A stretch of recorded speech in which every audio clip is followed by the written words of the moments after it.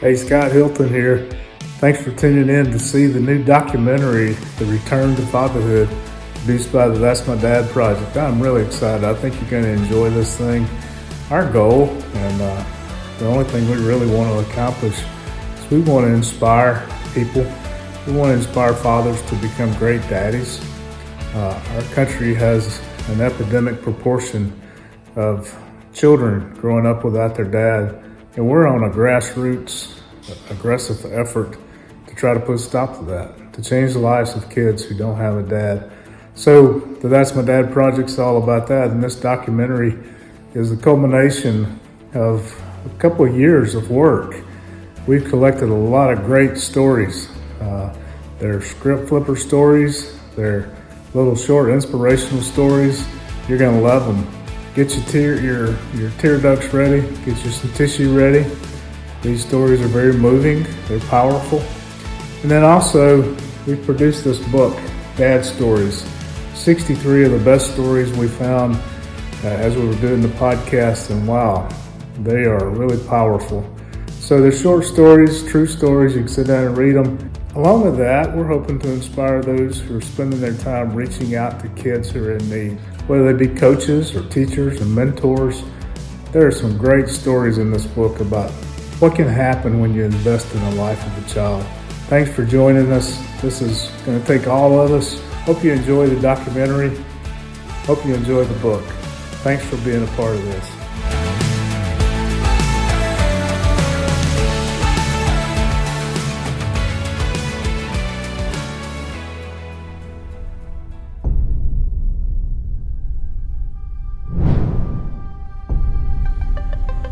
What is the best thing about being a dad? What is the best thing about being a dad? What do you like most about your daddy? And told us he was leaving. You never forget that. Probably did. It's the greatest memory I had with my dad. So I got to ask you, Daddy, why are you destroying our family? Watching my dad lay down his life, help his kid. You had third-degree burns all over your back. That's when I finish eating dinner, Dad leaves. 20 minutes out of your dad's life. I was either in jail or in a grave. Most fine things I've ever done in my life. What would you say to your dad? Oh, love you. That's the first thing I tell him. 'Cause I didn't get to tell him that before he passed.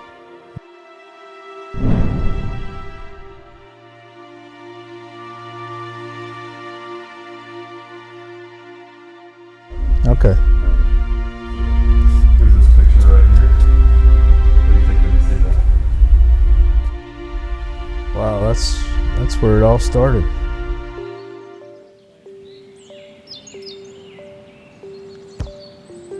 I think it was 1977. I want to say October the 8th of 1977, when there was a big college football game coming on back in the days before that happened every Saturday. And my dad was a big Alabama football fan, so he wanted to see Alabama and USC play. It was going to be the only game on that day, and they were both highly ranked. So Daddy got all of his work done so he could kick back and watch the game. It came on probably 12:30 or 1 o'clock.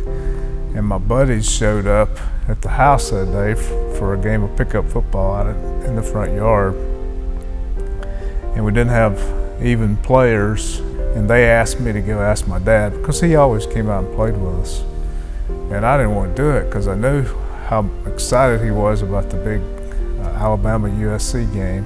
You know, there's no VCRs, no recording. He was just going to miss it. But to my surprise, or maybe it shouldn't have been to my surprise, but to my awe, really, he left watching the college game and came out across the street, and he was the all-time quarterback for me and my buddies to play football while Alabama's playing USC, and he's missing all that. But he was not going to miss an opportunity to come out and spend time with his son. This was the sideline. This right here was this was out of bounds. If you landed, if you got in the concrete, you were out of bounds. You could step on the curb, but if you stepped in the street, you were out. I don't remember. Was this the? That was a touchdown. Touchdown. So it was right here. He was the quarterback, and so I got down in the, my spot, and he snapped the ball and his receivers went out. And I counted 1 Mississippi, 2 Mississippi, 3 Mississippi, 4 Mississippi, 5 Mississippi, and I come at him like this, and he does that number. And right, he's gone. He's gone down this. You still got it in you? Down this sideline. I mean, I was on the ground, and I'm chasing him. I was chasing him, but I remember in the back of my mind how embarrassed I was that my dad had juked me and he was going to run a touchdown on me. But I was also saying, that's my dad. That's my dad. And I was so proud that my dad was out there spending time with me. It was probably over a long period of time, but that's the one moment that I sort of see as the trademark moment for that's my dad. When I came out here, I thought, well, maybe just a few minutes and I'll go back in, but it didn't work that way. Didn't watch any of the game. You know, I didn't realize it because your reality is what you see. You don't know that there's anything different. So to me, growing up with a dad that was there for everything I did was normal. That was life. To me, that happened with everybody. I wasn't paying attention to the fact that my friends' dads weren't there. And a lot of them were, but a lot of them weren't. What really changed is when I got to college and I was volunteering at the Juvenile Detention Center to be a mentor, and I met all these kids who didn't even know who their dad was. My eyes were open to the reality that I had been very much blessed, super blessed. Bruce was the first young man I met at the Juvenile Detention Center. I had gone over to volunteer. It wasn't a very good orientation for the volunteers. They basically tell you you're going to be mentoring these kids. And they dropped me in the detention center behind a locked door.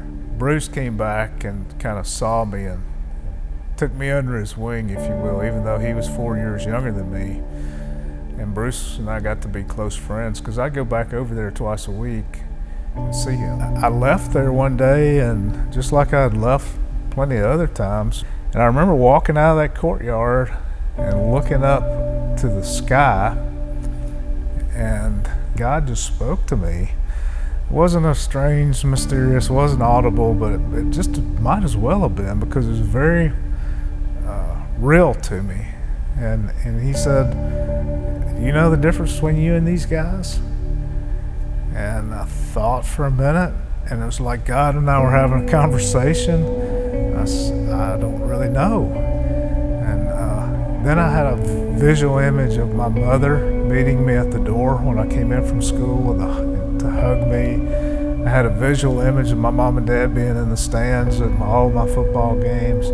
I had a visual image of my dad running that touchdown. I had a visual image of him just taking me camping or out throwing a baseball or being in a school program. And it occurred to me the reason that I was not locked up and the reason Bruce was locked up is because we had two totally different sets of circumstances. And had I been raised the way he was, although it was his choice to do what he did, I can't say that I wouldn't have been in the same boat, the same shoes. I can't say that I would not be locked up in detention had I been raised like Bruce was. I changed my major and I began thinking about working with kids because I realized I kind of had a gift with that. They liked me. I got along really great with those kids in the detention center. And then I was a youth pastor. And I had about 30 kids in the youth group. About 15 of them ended up being on probation, with juvenile probation. That led to me knowing, this is the direction my life needs to take. I didn't know I was going to open a boys ranch. That came years later. When I finished graduate school, the day that I graduated, I was hired into a private practice. And they hired me literally the day I finished graduate school. The first day I was eligible to come to work, that's when I started seeing things happen to kids. I had a kid committed suicide. I had one commit murder. And I had one was ready with an axe handle to clobber his parents. and they probably deserved it for what they had done to him. But over and over, and I had one kid that I was working with, and he begged me to come home with me. Every time I went to see him, he begged me, "Can I just go home with you?" And I said, "No, I'm a single man, and I can't take you home." And later found out that his mom's boyfriend was raping him regularly, and he was just crying out to get out of that situation. And so I knew I had to do something. I couldn't just keep going and spending an hour or two with these kids and then telling them everything's going to be okay and leaving them in the mess that they were living in. So started basically just after I got married, my poor wife, here we have been married 6 months and we're bringing kids in that have had all sorts of issues. Not the wisest thing to do to your marriage.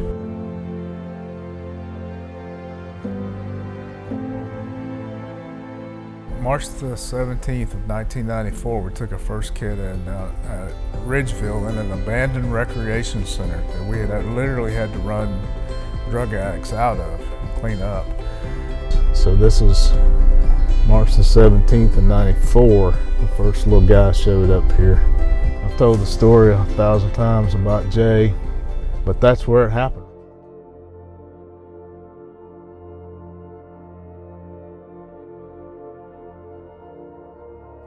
We had a kid, we'll call him Jay, but he had just destroyed his bedroom, and I had to wrap him up in a blanket and a rope to keep him from hurting himself. One night, Deanna and I came out here with him, and I laid him down right here on his back, and he's just cursing me and just saying everything you can possibly say, and he's banging his head against this concrete. And I put my hand back there, so he's banging my hand against the concrete. I didn't know what to say. And God just gave me the words, and I said, "Jay, do you miss your dad?" And at that point, everything changed. His whole demeanor changed. And I remember he started crying. He got completely silent, started crying, and he said, "My dad don't want me." And I knew then that I had hit on what the real cause of the problem was.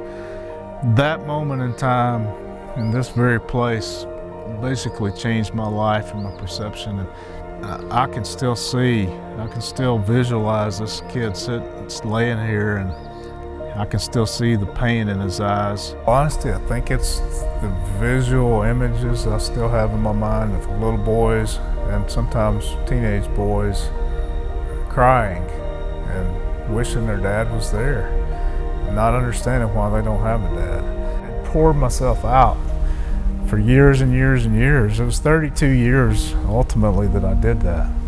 I was just emotionally spent. I was having some, I guess I could call them mental health issues. I don't want to put myself out there as a victim, but I was suffering from some depression, and I was having terrible nightmares where I would act out. I was like hitting things and yelling, and I ripped the slats out of my headboard. But I was always, in retrospect, I realized all of these dreams that I was having, I was rescuing somebody. I realized that if a dead director is not going to be able to lead, and that's where I was headed. So Belinda Heaty was a key factor. I said, well, there's one person that I would allow to continue it, and that's Belinda, if y'all can talk her into it. She's done so much better job than I ever did. After a period of healing, I felt like there was unfinished business. At some point, you've got to teach these guys how to be a good dad so that their children don't have to go through what they went through. Welcome again to another episode of That's My Dad. I'm Scott Hilton. All right, welcome again. Welcome back. Welcome to another episode. Think back to the first day in the SID. First, you got to know that prior to us recording our first podcast, a year earlier, I didn't know what a podcast was, where you found them, how you downloaded them, or anything. I'm totally technologically illiterate. And we talked about, we can set it up in the garage, or we have my house, or we have this place, this business, whatever. And then I thought, I've got this shed out in the backyard it's been the food shed for the ranch. It was my son's drum studio for a while. It was a workout facility for a while. It's been my office, been a woodworking shop. But at the moment, it's empty. And I remember taking the production crew out there and said, hey, how about this shed? I mean, it doesn't look like much on the outside, but I think we can make it look good. And in fact, people still come to it's in my backyard. People still come and say, this is where you did that? Day one in the shed. Day one, setup is basically complete. Yeah. That's my dad's podcast coming to you. We got the desk. Nathan and his dad just built it. So today is February 28th, 2022.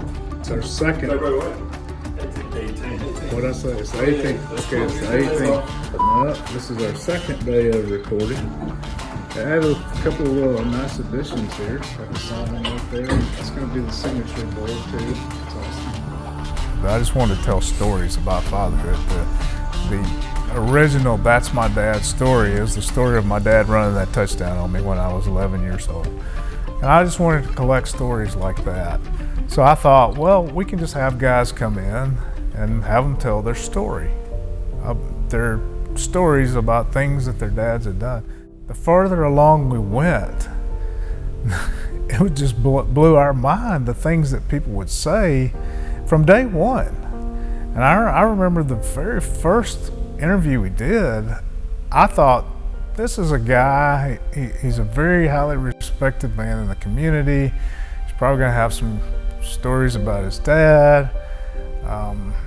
He's kind of a low-key guy. And he gets in there and he starts crying and talking about alcoholism affecting his family and seeing his dad throw his brother through the room and then his dad beat his mother up. And it was not good at all. I saw fights between my dad and his brother. I saw fights between my dad and my mom. He did some things I wished he hadn't done with my mom. And that hurts. And he tears up, and then the next guy comes in, he's a pastor. And I think, well, he's gonna be the typical pastor and tell this story about how wonderful his childhood was, and he begins telling the story of how his dad never told him he loved him until he was 18 years old. I can remember that I walked in his house and sat down with him and told him that I loved him, and he looked at me very strangely and said, well, son, and now you have to understand that was probably one of the first times I ever heard that word. Son. I love you too. Wow. And I get emotional about it. But when you are 18 years old and you hadn't heard those words, it's quite an impact on your life. And so I found out that the people you think you know what they are and where they came from is a lot of times totally different. And we started trying to find script flippers. Script flippers are people who change the trajectory of the history of their family. They rewrite the script that their family has given them to pass down. We had people like Arthur Crumpler, who never met his dad. Every day, I would get out of bed saying, I do not want to be like my dad. I didn't know him. I knew nothing about him. What I did know was he wasn't in my life. I was saying to myself, I want to be in my child's life. We had people like Tony Reddick, who's met his dad 3 times. What's your motivation with that? Well, you know, I grew up fatherless. My mom shared with me that I saw my dad, which I wouldn't remember, when I was 18 months old. And I didn't see him again until I was 17 years old. And I saw him once again at age 18. And I have not seen him since then. So I grew up really wanting to be an example of what a person could do without a father. And these guys both turned out to be highly successful, very well respected people. And I shouldn't start naming because there were about 15 of the 50 interviews that were script flippers. And then you had people who had lost their dad. I was with my Uncle Rudolph. He was walking us down the hall. And And I was like, yeah, I got this. I was a tough 16-year-old. And I rounded the corner. I saw the flag draping the casket, and I broke down. I couldn't go up there. It took me 3 hours to go up there and see him in the casket. When my father passed, I went from a very comfortable, safe environment to one that I was just I was mad. I was angry, maybe angry at God, and it affected me in a lot of weird ways. I mean, I started sleepwalking, and waking up in various parts of the house. And one night, I think they found you down the street, didn't they? Yeah, I did. I went outside, knocking on doors in the middle of the night, trying to find my dad. It was just a traumatic thing, and it took a while for me to get past that. We wanted to talk about that because we knew so many kids were dealing with not the fact that their dad had abandoned them, but he passed away. When we selected the people to interview, every one of them, I said, this guy has a story for a child that I have met. And I thought about kids that I'd worked with through the years, and literally, there were hundreds. And I would think about these kids one by one, and I would say, which one of these stories would inspire them? And we found the people who could tell the stories to reach out to the kids that in my mind I had already identified. Well, one thing we found out real early is that fatherhood is a very emotional thing. There were more people crying in that shed than I would have ever dreamed. And it was emotionally heavy. We would record 4 episodes at a time, and at the end of the day, I was exhausted. In fact, by the time we had done 50 episodes, I was done. My friend Jeff Wall was the last episode, and I was telling Jeff, man, don't get anything heavy. I've heard all the emotional stuff about all I can handle.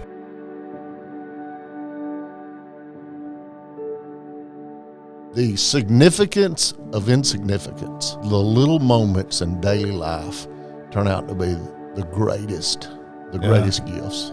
The daily, just the being there, the power of presence, being in someone else's presence. The power of the little things that dads do. Blake Hanby, the slushies and Gatorade, Blake told me, he said, I don't have any great stories. My dad was a great dad, but I just don't have any dramatic. But one day I do remember my dad used to take me and have slushies and Gatorades. Watching me, and then after he would pick me up, after we would finish practice, we would always go the same gas station over in Atala down from Etowah Middle School, and he would buy me a Gatorade and a slushie or an icy. And honestly, as I've grown up, I've been back to that gas station several times. I've been back in this area and just literally just, to get gas, or just even just to drive through the parking lot and walk in the store and just think about just that little thing that even still to this day, 46 years old, means a lot. And I said, Blake, 40 years have passed. You're still talking about slushies and Gatorades. So yeah, it was just the little things. Alberto talking about his dad taking him fishing. And then we had to get an hour on a boat on the ocean to get to this place that from the fishing club, and we spent the whole week there with him. One of the little things that his dad did. So I remember Todd Walker telling the story about him breaking his leg, and he was in the hospital, and his dad came and stayed with him. Of course, I had to go to the hospital, and I spent 30 days in traction at the hospital.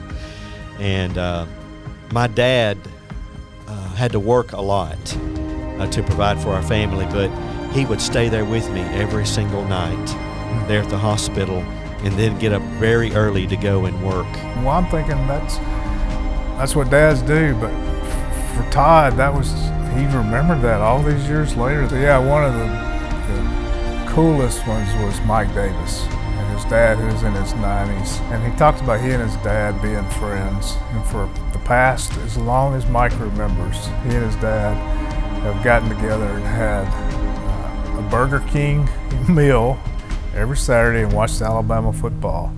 And he says that's our tradition. Where Willie sells talking about taking his daughters on dates. He said, sometimes they want to go out and eat. I got one just wants to sit at home and be with me, but it's just the time. It's just the time. Coach Farmer coming over to Dusty's house. Dusty has cerebral palsy, can't shave himself. And Coach Farmer took him in. Dusty's birth father left him, and Coach Farmer would come over when Dusty's mom was in the hospital. Coach Farmer came over and shaved Dusty. And I thought, wow. I know one thing. When mother will be in the hospital or rehab or, physical therapy, call Coach. Hey, Coach, I need a favor. I need you to come shave my face. And he has come to shave my face 2-3 times a week before. And then Brian Metz, who I'm sure some of his players think he was a tough old coach, but he literally in the interview got choked up because he was just telling about his dad tossing a football with him when he was a little boy. When I was young, I remember my dad getting in the backyard and just throwing and catching with me. And that's pretty powerful. The message is, it's the Arthur Crumpler message that I love so much. Be there. I love it when Arthur said, just be there, just be there. He said 3 times. Just be there. It doesn't take a whole lot, I've learned, to be a good father. Number 1, be there. Number 2, be there. And last, be there. So in order to be a good dad, be there.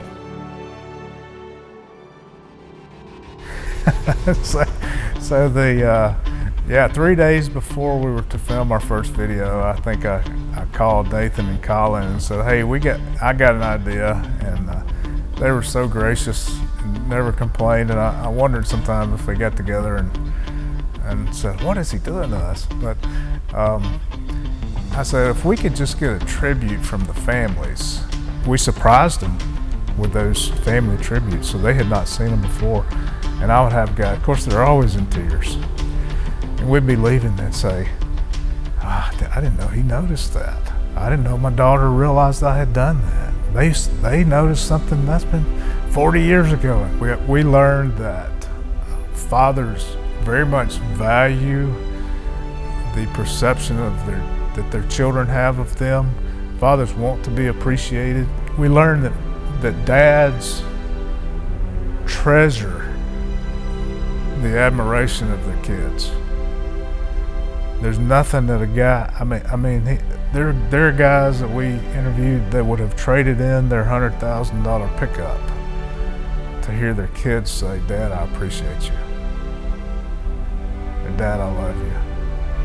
I want to thank you for the love you show me every day, always being there for me, raising me the right way, and helping me grow in my faith.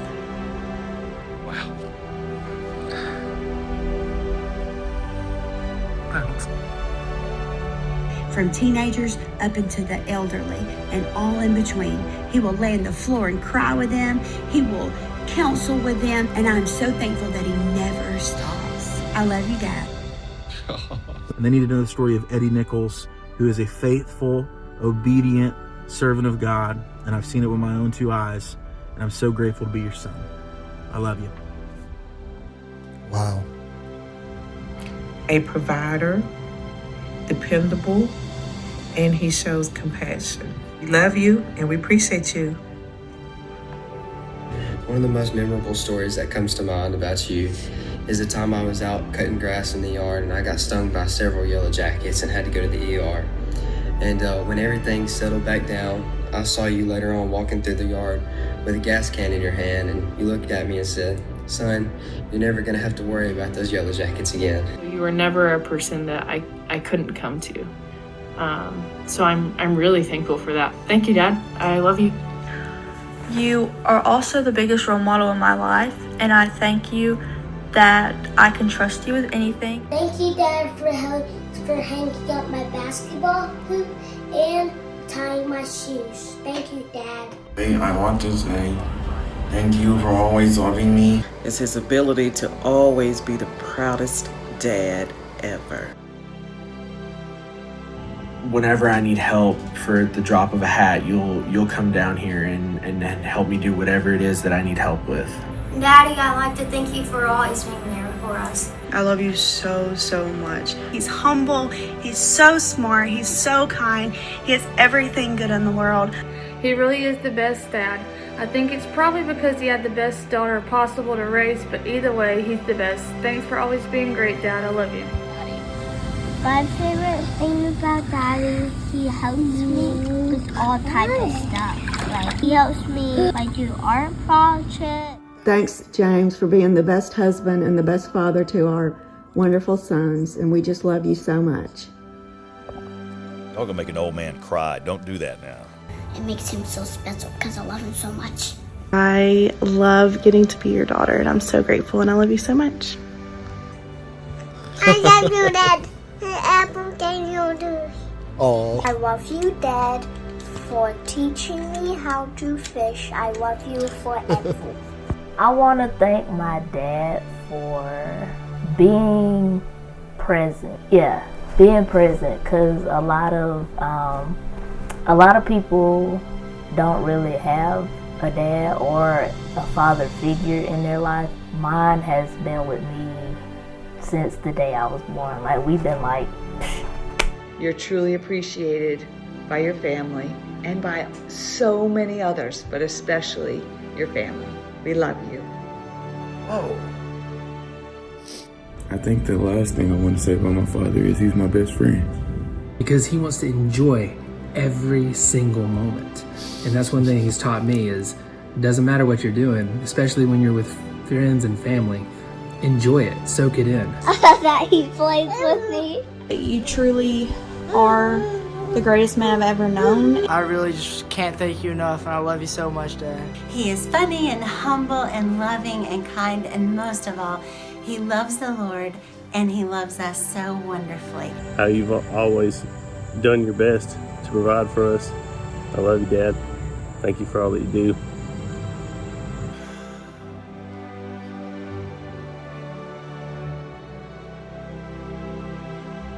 He's super involved in the lives of our children, whether it's playing in the backyard with them, doing their homework with them, taking them to school every day, or coaching their soccer teams. He is intimately acquainted with our children, and I'm just so appreciative. Don't worry about the tears. Everybody does that. We forgot the tissue again.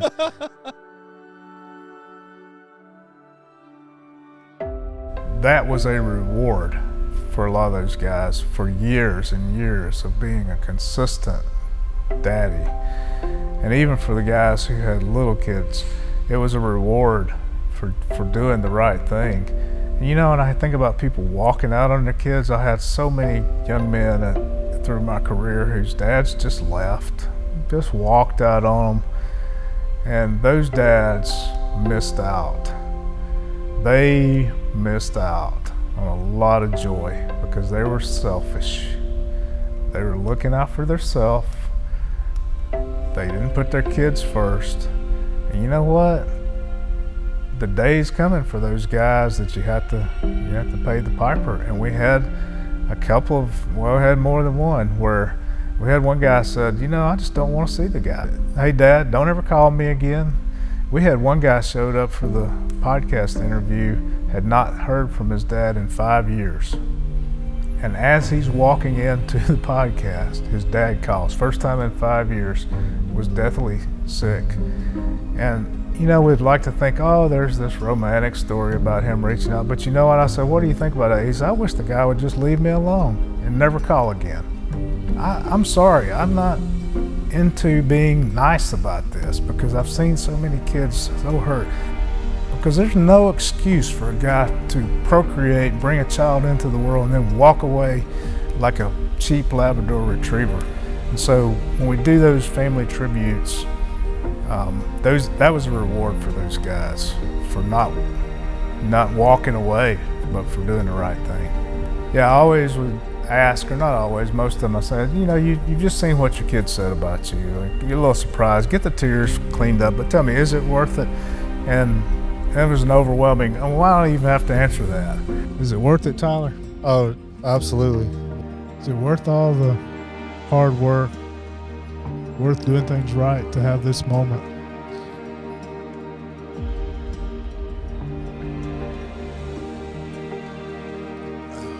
If you never got anything else for the rest of your life, that'd be yeah. Like all Christmas and Father's Days and everything else, it's all taken care of. Birthdays wrapped up in one present right there. That's incredible. Thank you for doing that. You know, it was worth every penny, every minute, every sacrifice, every dollar. Every day I was tired and had to go out and do something with my kids, or every bit of it is worth it to hear them say, "Thanks, Dad." One of the things that really stuck out from season 1 of the podcast is that you really can turn things around. Charlie Parker, my childhood buddy, and just an awesome guy. I never knew that Charlie had lost 2 dads by the time he was 12. And I never knew that he thought he was responsible for the death of his stepdad. And to see what he's done with his life after having gone through that. Of course, James Spann, the guy he is, and he's a high profile guy, but he's also just a solid individual. And the time that we did not get to air with him was probably some of the best, because he got really raw with us, and he hurts. To this day, he hurts because the way his dad did him. But he talked about forgiveness. He visited schools on a regular basis, and he does that without compensation. Does it because he feels the pain that those little guys feel, and he can pick them out of a crowd because he's been there. The guy we call Barry, whose name we had to disguise, to hear his daughter talk about what a wonderful dad he is, and then to know that his father was a notorious gangster. It was such that we couldn't even mention it. And his father abused him terribly. He was just had a very difficult life, and yet he overcame all of that. Vista McDuffie, who was a guy that I've known for years, did not know his whole story. His dad was in prison for murder all that time. I didn't even know. But he realized when his dad tried to coax him into bringing drugs into the prison that his dad really didn't have his best interest in mind. And then Vista credits all these people who reached out to him for all these years. And then he ends up with a 25-year career in the military. He starts a ministry. Just a very successful guy who made up his mind, I can do better. I'm not gonna repeat this cycle. I'm gonna break it. I'm gonna be the cycle breaker. And he did so. Elijah Clark was a real surprise to us. The first time, I met Elijah again at a speaking engagement. He came up to me afterwards and said, "Boy, you got to hear my story." And he talks about, being homeless and couch surfing, and his mom and dad both in trouble. Then he talks about how his mom in later years got her act together and they've reconciled. And Elijah's forgiven his dad too for all those things, but to see his wife and his children, and Elijah has a heart for homeless people. This is a guy who's moved up in his career, is doing very well. He's a family man, he's got kids, he's living the American dream, but he's never forgotten where he came from. Wow. Tyler Hewitt, a kid that I knew from the time he was 14. And, looking back on, now that I'm retired and kind of looking back on my career at Eagle Rock, it's the kids that didn't make it that I probably think the most about, but it's the kids like Tyler and James Kelly, who I know how hard they had it. I can't relate to it because I didn't have it that difficult, but they had a difficult time. And to see them as young men, first of all, being fathers, and secondly, being citizens and hard workers, and both those guys are very successful in their careers, it's very encouraging to me. Dusty, born with cerebral palsy. Dad abandons him at birth, and then has a coach who could have taken in any number of high-profile athletes and benefited from them.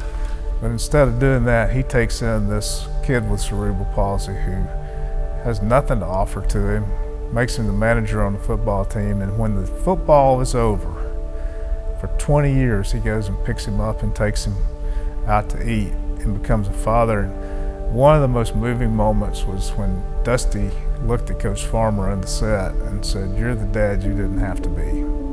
I couldn't even put on shoulder pads. You said yes. And because of you is what I am today.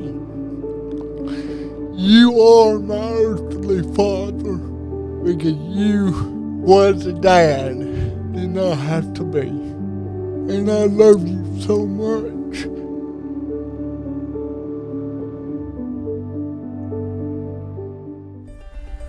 So you're looking back on all 50 episodes, the refreshing and powerful thing that happened is that we have some incredible stories about fatherhood. Since the beginning, we've said that we wanted to be 85% inspiration and 15% instruction. There are a lot of good fatherhood programs that will teach people how to be a father. I really don't think being a father is all that complicated, but it doesn't do any good to know how to be one if you're not inspired to be one. So our whole focus has been to inspire people through stories so that people will look and say, somebody else did this, I can do this too. And then once they're inspired, then you can provide some instruction. I think these little 15, 30-minute stories are gonna impact some people, and 20 years from now, they're gonna come to me and say, you know, I saw you say something about fatherhood, and I decided I'm gonna be a great dad. And here's my kid. That's what it's worth. That's why it's worth it. So That's My Dad project has been for me a labor of love. It's been one of the most rewarding things I've done. It's my offering to God as a way of saying thank you. I'm excited about a lot of things that are going to happen. There's 3 or 4 books in there. There's more podcast seasons. There's some curriculums. There's a high school curriculum about fatherhood that we want to complete. There's a lot that we want to do. So I have a plan, and it's written, well documented. I call it my blueprint. I'm just looking forward to completing those tasks. I'm on a 3-year cycle, I think, to complete those tasks. And if God takes this organization beyond that, that's fine. If it's a 3-year cycle and we accomplish what we've set out to do, that's fine. My message to dads is it's the most rewarding thing you'll do. It's one of the most important things you'll do. And it's also one of the briefest things you'll do, although it never ends. You know, once a dad, you're a dad as long as that child's alive. But you've only got really 18 years to pack your punches, so to speak, to make it count. And just do it. Just do it right. Don't overanalyze it. Don't think you got to be anything special. Kids are very forgiving. It's never too late to start over. It's never too late to say, I've messed up, I've made mistakes, I can't go. But kids are very forgiving, and they're always willing. If you're willing to put in the effort and the time and show that you love them and you're not selfish, it's a beautiful thing to be a father. I don't deserve this. I don't deserve any of this. This is God's grace. You want to see God's grace? There's no feeling like walking in the door and having someone that's 2 feet tall, running wide open 2 miles an hour to get that hug from would change our community and the lives of those that are listening. And so that would be my prayer. I think to be a great dad, you have to know what a great dad is, how a great dad behaves. Yeah. But what they were saying is when no one else believed in us, you were there. Even though my father never gave me naturally any gifts, but for our Heavenly Father to come down and give my dad a gift of eternal life with Jesus Christ, that was the greatest gift that could have been given to me. What do you hope that they say about you as a dad? Dad loved us beyond words. I believe I could solve the majority of our society's problems if we could put a legitimate father in every home in America. It's your Heavenly Father. He won't abuse you. He'll never leave you. He'll never forsake you. Married without kids, I got to do all the things that are supposed to make you happy. I got to sleep full hours of the night. I got to do hobbies like I wanted to. Even though I made much less money, had more money to spend on myself. And yet, incredibly, I wouldn't go back for anything. You can do it. You can do it. That's right.